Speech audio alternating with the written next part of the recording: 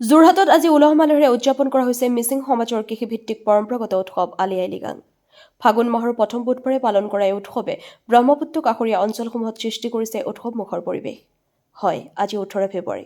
অসমীয়া ফাগুন মাহৰ আজি প্ৰথমটো বুধবাৰ। আকাশ ৰাঙলী হোৱাৰ সময়তে আৰম্ভ হয় লৃগাঙৰ উৎসাহ।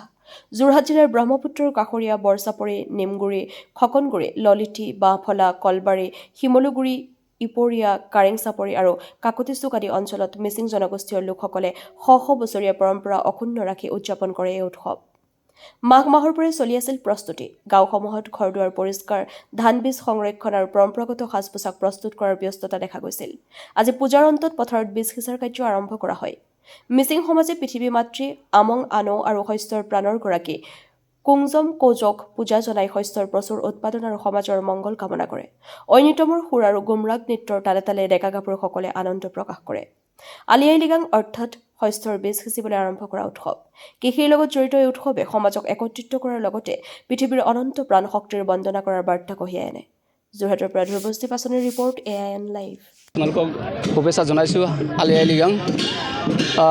মিচিং সম্প্ৰদায়ৰ আলি আই লৃগাং হ'ল মুখ্য উৎসৱ আৰু এই উৎসৱটো আৰম্ভ কৰা হয় ফাগুন মাহৰ প্ৰত্যেকটো বছৰৰ ফাগুন মাহৰ প্ৰথম বুধবাৰে পালন কৰা হয়। আজি সমগ্ৰ অসমত মিচিং সমাজে আলি আই লৃগাং উদযাপন কৰি আছে। ঠিক তেনেদৰে আমিও আজি বাঁহফলা যুৱ সংঘৰ উদ্যোগত আৰু বাঁহফলা উন্নয়ন কমিটিৰ সহযোগত সমগ্ৰ বাঁহফলা অঞ্চলৰ ৰাইজে আজি আলি আই লৃগাং উলহ মালহেৰে পালন কৰিছে। আমাৰ কাৰ্যসূচী প্ৰথম ইতিমধ্যে হৈ গৈছে, যিহেতুকে আম পিতগত আৰু যিহেতুকে আমাৰ সেই আলি আই লৃগাংটো হ'ল যে কৃষিভিত্তিক এটা উৎসৱ। এই কৃষিভিত্তিক উৎসৱ হোৱাৰ কাৰণে আমি প্ৰথমতে মাটি চহাই মেলি আমি আহুদানৰ হিচাৰে আৰম্ভ কৰোঁ। সেই কাৰ্যখিনি সম্পূৰ্ণ হোৱাৰ পাছত আমি মুৰং ঘৰত যামগৈ।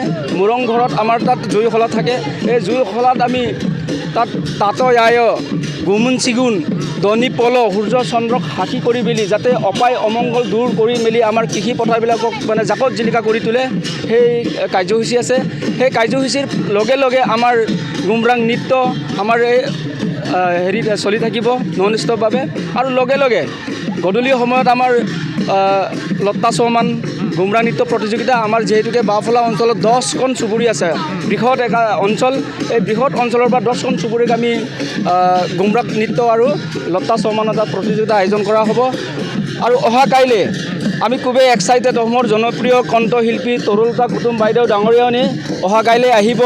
আজি যিহেতুকে অকণ পাছত চাব যে ইয়াত 10,000 মানুহ গেডাৰিং হ'ব, কিন্তু অহা কাইলৈ ইয়াৰ পৰা আপ টু কাজিৰঙা গহপুৰলৈকে যিসকলে খবৰ পাইছে, যিসকলে শুনিছে তৰু বাইদেউ কাইলৈ আহিব বুলি, কাইলৈ নিশ্চয় ইয়াত আমাৰ ধুনীয়া এটা পৰিৱেশ হ'ব আলি আই লৃগাঙৰ নামত।